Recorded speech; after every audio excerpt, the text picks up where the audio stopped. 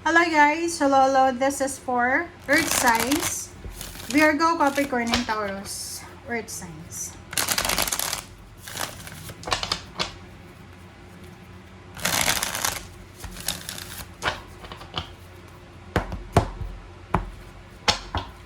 Okay, first card natin is Nine of Pentacles, Earth signs. This is your energy.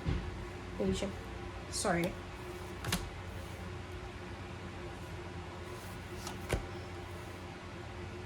Alright. Ang ganda.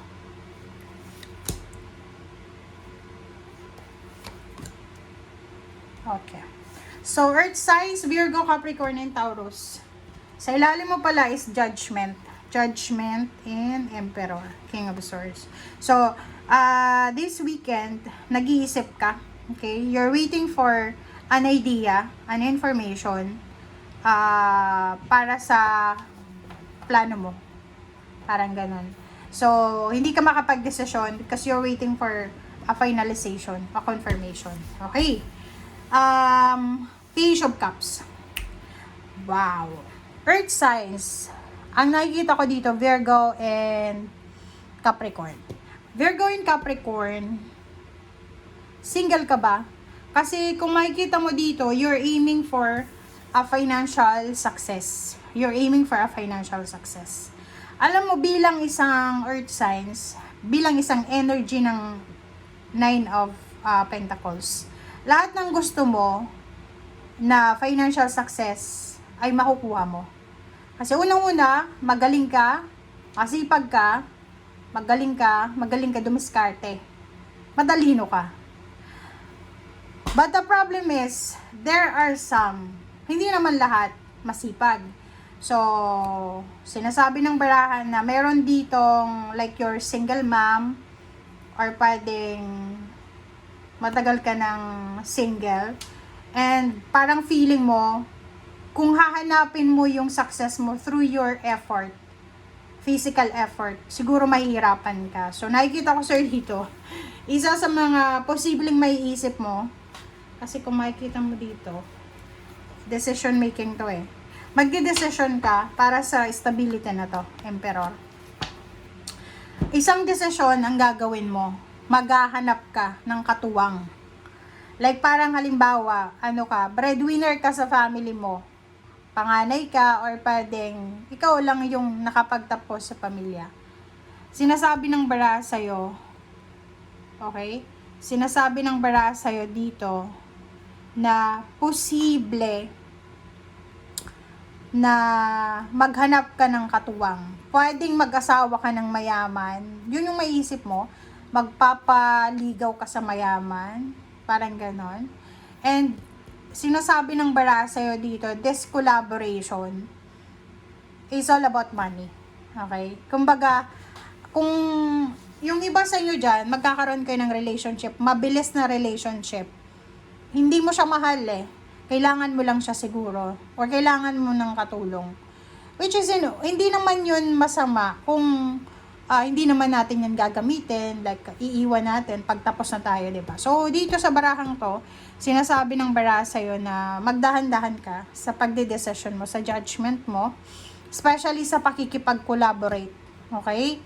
Lalo na sa usaping pera, diba? Yung mga partnership, yung pagpapakasal na walang love, pagpapakasal sa matandang mayaman, yung parang like ikaw, nasa ilang taon ka, like for example, 30 years old ka, tapos yung nanligaw sa'yo is 70, 80 years old, but financially stable na, may pension na, parang ganun. So, ingat-ingat ka, kasi pwede mong pagsisihan yan sa bandang huli. Kasi kung makikita mo yung Nine of Pentacles, ikaw yan, hindi mo kailangan ng tulong ng kahit sino. Naka-destiny ka na makuha yung gusto mo. Pero pag tamad ka or ayaw mo nang makipaglaban, diba? Parang sasabihin mo, dito na lang ako sa shortcut. Eto siya. Queen of Pentacles, the Moon and the Sun, sinasabi ng bara sa'yo dito na yon. You have fear. Diba? Natatakot ka eh. Natatakot ka na baka tumanda ka na lang na hindi mo makuha yung success. Natatakot ka na baka hindi mo na marating yung financial happiness, yung celebration na yan. Natatakot ka na baka hindi ka ma-promote. Natatakot ka na baka tumanda ka na lang na ganun pa rin yung sweldo mo. So, medyo nape-pressure ka this weekend. Normal, like yung mga earth signs, especially Virgo and Capricorn, nag-overthink kayo. So, sinasabi ng baraha sa'yo na huwag kang masyadong mag-overthink kasi wala ka namang control sa sitwasyon. 2 araw lang naman to, huwag kang magdedesisyon ng sobrang yung napakahirap na desisyon. Kasi baka magsisi ka pagdating ng Monday.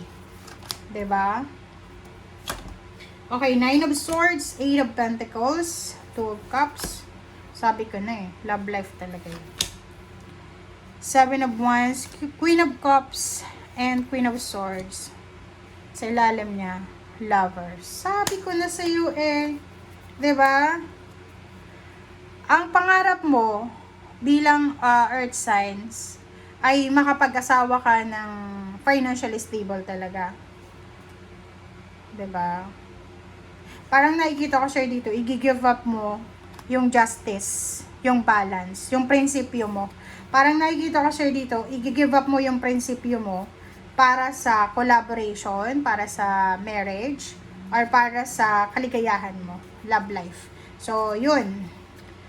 Okay, 9 of Swords, ito ka. Sinasabi ng baraha dito na ngayong weekend, Saturday, Sunday, isang earth signs, Virgo, Capricorn, and Taurus, ang hindi siya makakatulog sa sobrang pag-iisip. Naiiyak ka, or umiiyak ka, nagsisisi ka, yung parang full of regrets ka ngayon. Okay? Nahirapan kang makarecover. Kumbaga, yung decision mo 9 days ago, 9 weeks ago, pinagsisisihan mo siya sa ngayon. Okay?